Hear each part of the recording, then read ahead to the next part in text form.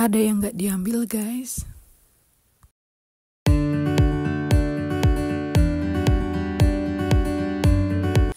Hai guys, ohayo gozaimasu. Teman-teman, hari ini aku mau menjelaskan ke kalian cara membuang sampah di Jepang.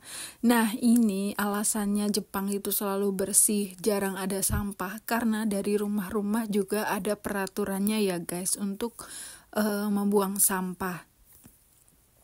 Nah, kalian bisa lihat ini tuh banyak banget ya plastik untuk membuang sampah, dan plastik ini tuh udah ditentukan mana yang untuk membuang sampah plastik, mana yang untuk membuang sampah yang kotor gitu, udah ditentukan di sini.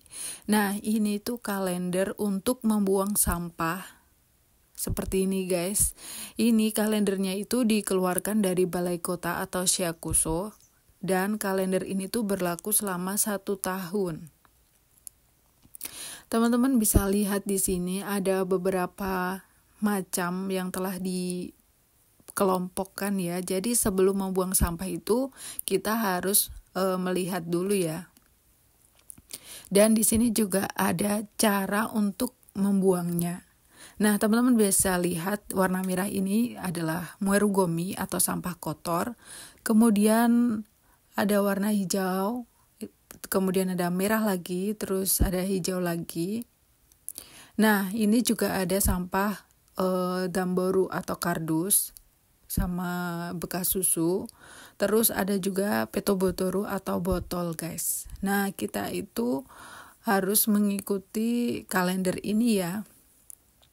Dan dalam 1 bulan ini kita hanya 1 kali buang sampah botol sama damboru sama kaleng ya guys. Jadi harus benar-benar lihat kalender dulu sebelum buang.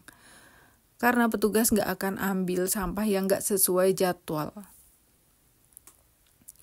Nah, moerugomi ini itu khusus untuk sampah kotor ya guys. Jadi semisal plastik yang gak bisa dicuci, masih kotor gitu, itu boleh dimasukkan di sini. Tapi kalau yang bersih itu harus dimasukkan di sini ya. Ini khusus untuk plastik yang bersih guys. Kalau semisal bekas kayak makanan seperti ini itu harus dicuci dulu. Jadi pokoknya kita itu buang harus posisi bersih ya. Kemudian ada juga petobotoru atau botol. Nah, seperti ini. Kalau petobotoru ini juga harus dibilas dulu, kemudian label sama tutupnya ini tuh harus dibuka ya. Nah, ini teman aku ada yang lupa nggak buka tutupnya, nanti akan aku buka ya. Contohnya itu seperti ini guys. Jadi tutup sama labelnya harus dibuka ya. Karena kalau nggak dibuka pun tetap nggak akan diambil sama petugasnya guys. Kemudian di samping ini ada sampah kaleng sama sampah botol kaca gitu ya. Nah, seperti ini. Kaleng sama botol kaca ini tuh biasanya aku jadiin satu dan sama, semua harus dicuci dulu sebelum dibuang.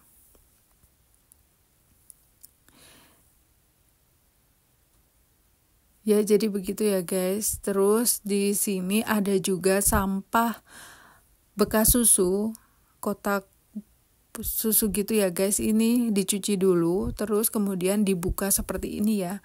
Nggak boleh utuh seperti kotak gitu, tapi harus dibuka kemasannya.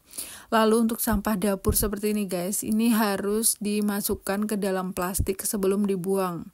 Jadi seperti ini, kita harus beli plastik ini untuk membuang khusus sampah dapur ya, lalu dimasukkan di plastik merah.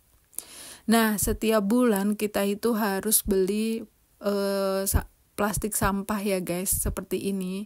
Aku biasanya cuma beli warna merah sama hijau karena jarang banget aku itu buang sampah yang kuning. Dan plastik ini tuh dijual di supermarket. Banyak banget dijual di supermarket. Biasanya aku itu beli yang size besar ya, karena ada 2 size besar sama size kecil. Aku sekalian beli yang besar, dan 1 kemasan ini tuh isinya ada 10 guys. Nah, selain itu, di sini tuh juga dituliskan cara untuk membuang sampah dan mana tempat untuk meletakkan sampah ya guys. Terus ada juga jadwal untuk membuang baju bekas, itu ada sendiri. Dan untuk jadwal pembuangan sampah ini tuh maksimal sampai jam 8:30 kurang lebih ya.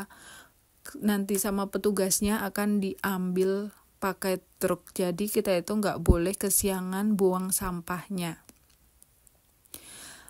Lebih bagus itu pagi-pagi sebelum kerja kita buang dulu sampahnya, karena kalau musim panas kita lupa buang sampah yang kotor itu guys, bisa bau banget ruangannya. Jadi kita itu setiap hari harus melihat jadwal kalender pembuangan sampah ya guys ya. Nah, di sini juga ada sampah damboru atau kardus ya. Dan sebelum berangkat kerja biasanya aku itu sekalian buang sampah. Nah, tempat pembuangan sampahnya itu di dekat rumah aku juga ada ya guys. Jadi kalau yang rumahnya itu di dekat jalan besar gitu ya, biasanya cuma diletakkan di pinggir jalan guys. Nanti kan truknya lewat di situ. Jadi kalau yang di rumah seperti ini, kayak perumahan gini tuh harus diletakkan di satu tempat.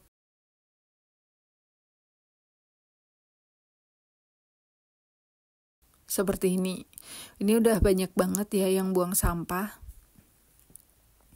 Dan kita harus tutupi dengan jaring-jaring. Kenapa? Karena pas musim panas itu banyak banget burung gagak guys. Kalau nggak ditutup begini, nanti sampahnya itu bisa disobek-sobek gitu loh. Terus berceceran. Jadi ini biar nggak diiniin sama burung gagak ya. Nah, ini contohnya yang nanti akan dilewati truk, biasanya ditaruh di pinggir jalan ya guys. Lalu hari selanjutnya ini aku buang sampah plastik guys.